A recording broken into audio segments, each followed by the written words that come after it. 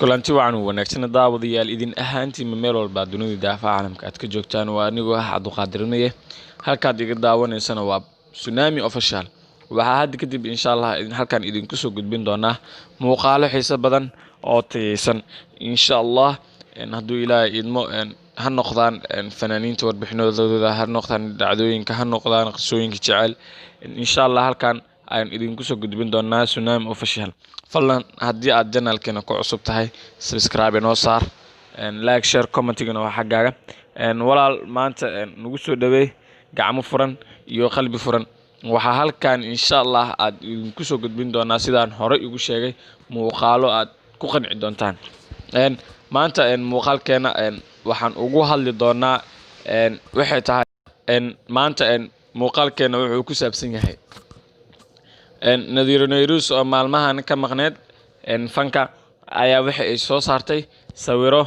aad u xun u qaab xun sawiradaas oo ah qaab aan la sheegi karin afka bini'aadamkana soo qaban karin balse sawiradaasi waad u jeedin sidee u soo gashay ma ahan qof Soomaaliyeed in uu si qaab dara badan dadku u horseeda ma ahan in aad dadka aad taageero aad ka haysato in aad wada qaldan aad ku toosiso balse aad tustaa wadada wanaagsan inkastoo fanka uu yahay mid aad u xun balse sanadadan dambe fanka ku soo badanayeen qaab anshaxuma ah meeshii ay dadka ka tusi lahayd wadadii ay wanaagsan ayada ee ku bilaawayso in ay sawiro qaab dara badan ay soo gasho haddana baraha bulshada ay ku soo faafiso waxaan dhihi lahay fadlan ha laga digtoonaado qof muslim ayaa tahay haddana Soomaali ayaa tahay in aad iska ilaaliso waxyaabaha xun ee aad ku xun dibna ku keeni kara ma fiicno waayo waxa meeshaada ku lumaysa sharaftaadana meesha ku luntana waxba ku maarin haddana agtaada waxa waa Ilaahay agtiisana waxa waaye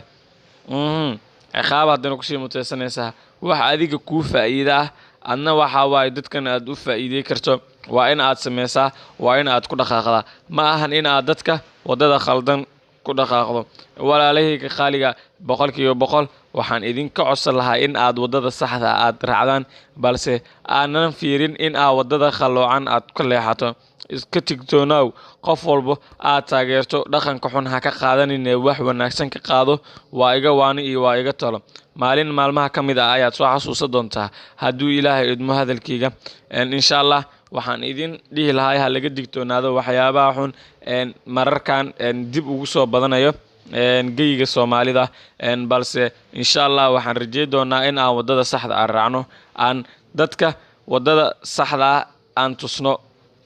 mideeda kale tan jeelka cusub soo baxay haddii wada qaldan loo horseedo waayo waxa meesha ku lumayso sharaftii iyo karaamadii ay Soomaalidu ku leeyahay caalamka ay ku lumiso waxyaabo qaab daro xun badan aan hore looga baran balse waxaan idinka codsan lahay in aad waxaas ku digtoonaataan